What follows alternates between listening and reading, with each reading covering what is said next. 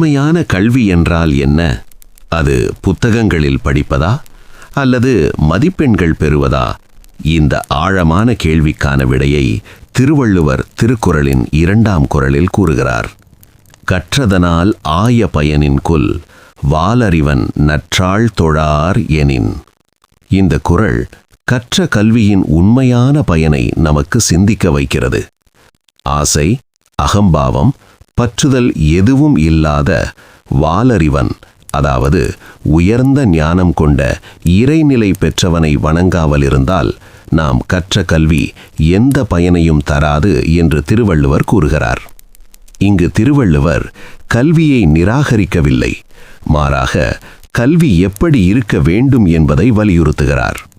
புத்தக அறிவு மட்டும் கல்வி அல்ல, அது பணிவு, ஒழுக்கம், மனக்கட்டுப்பாடு மற்றும் நற்குணங்களுடன் இணைந்திருக்க வேண்டும்.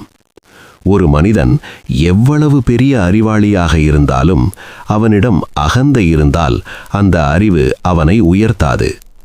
ஆனால் பணிவு கொண்ட அறிவு மனிதனை உயர்ந்த நிலைக்கு கொண்டு செல்கிறது. அதனால்தான் திருவள்ளுவர் கூறுகிறார், உண்மையான கல்வி நம்மை நல்ல மனிதர்களாக மாற்ற வேண்டும். அகந்தையை குறைத்து நற்குணங்களை வளர்த்து வாழ்க்கைக்கு வழிகாட்டும் கல்வியே உண்மையான கல்வி.